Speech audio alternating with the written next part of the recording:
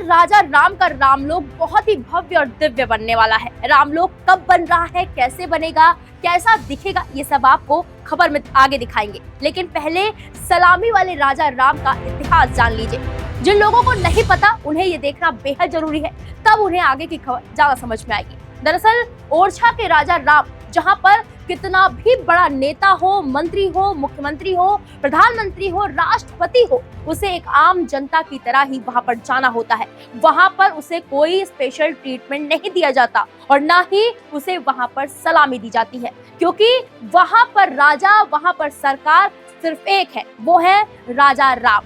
अयोध्या के राम बाल रूप में है, तो ओरछा के राम राजा हैं। थोड़ा इतिहास के और पन्ने पलटेंगे। इस मंदिर के शुरुआत के इतिहास पर आते हैं, जो शुरू होता है मधुकर शाह कार्यकाल से, जो कि यहाँ के महाराजा थे और कृष्ण भक्त थे, और महारानी जो कि ग्वालियर जिले से थी, वो एक राम भक्त थी।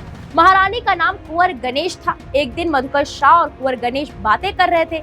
बातों ही बातों में दोनों अपने अपने इष्ट देवता को लेकर झगड़ा करने लगे और महाराजा मधुकर शाह ने महारानी से बोल दिया कि अगर वो एक सच्ची राम भक्त है तो जाए अयोध्या और राम जी को यहाँ ओरछा ले आए। अब महारानी ने भी ये बात मान ली और बोली कि या तो अब मैं अपने इष्ट प्रभु राम को अयोध्या से ओरछा लाऊंगी या फिर अयोध्या में ही अपने प्राण त्याग दूंगी। अब क्या था, महारानी कुंवर गणेश आ गई अयोध्या और सरयू नदी के किनारे शुरू कर दी अपने प्रभु राम जी की पूजा। 7 दिन हो चुके थे, कहीं कहीं किस दिन भी बताया जाता है।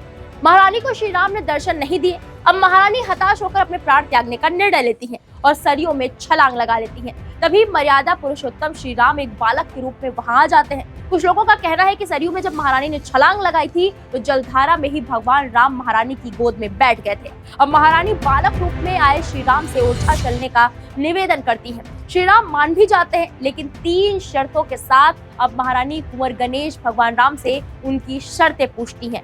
आप शर्तें सुनिए। जहाँ हम जा रहे हैं वहाँ के सिर्फ हम ही राजा होंगे, कोई दूसरा नहीं। दूसरी शर्त, अयोध्या से ओरछा तक आपके साथ हम पैदल जाएंगे, वो भी पुण्य नक्षत्र में। तीसरी शर्त, यदि हम कहीं पर भी बैठ गए तो वहां से उठेंगे नहीं। महारानी कुंवर गणेश ने श्री राम की तीनों शर्त मान ली। फिर श्री राम एक मूर्ति के रूप में महारानी की गोद में बैठ गए और महारानी उन्हें लेकर यहाँ आ गई। तभी से राम यहाँ पर राजा के रूप में विराजमान है और उनके आगे किसी की इज्जत नहीं होती, सब एक सामान होते हैं, प्रजा की तरह।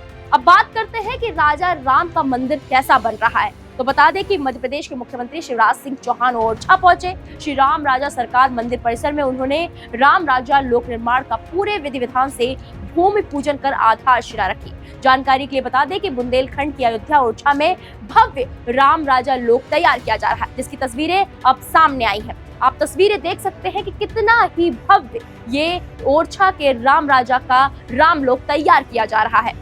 राम राजा लोक को 176 करोड़ रुपए की लागत से तैयार किया जा रहा है। इसके निर्माण की घोषणा करीब 4 महीने पहले ही कर दी गई थी।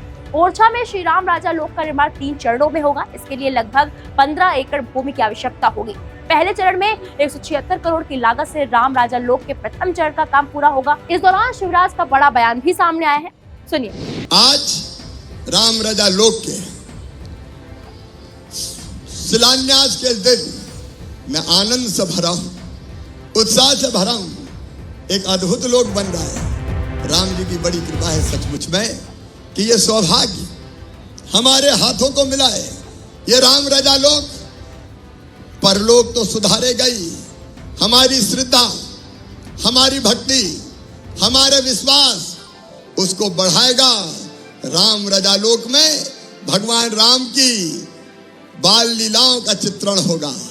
अलग अलग तरह की गैलरी बनेगी। इस पूरे प्रोजेक्ट में लगभग अलग अलग यहाँ और बाहर हमारे पूरे ओरछा के विकास में लगभग 1.25 करोड़ रुपया खर्च करने का काम प्रारंभ किया जाएगा। सारे टेंडर हो गए, जल्दी काम शुरू होगा और हमारी कोशिश है राम राजा लोग जल्दी बन के तैयार हो जाएं। सलामी वाले राजा राम के इस इतिहास पर और इस पूरी खबर पर आपकी क्या राय है, हमें कमेंट बॉक्स में जाकर जरूर बताएं। वीके न्यूज, राष्ट्र के नाम।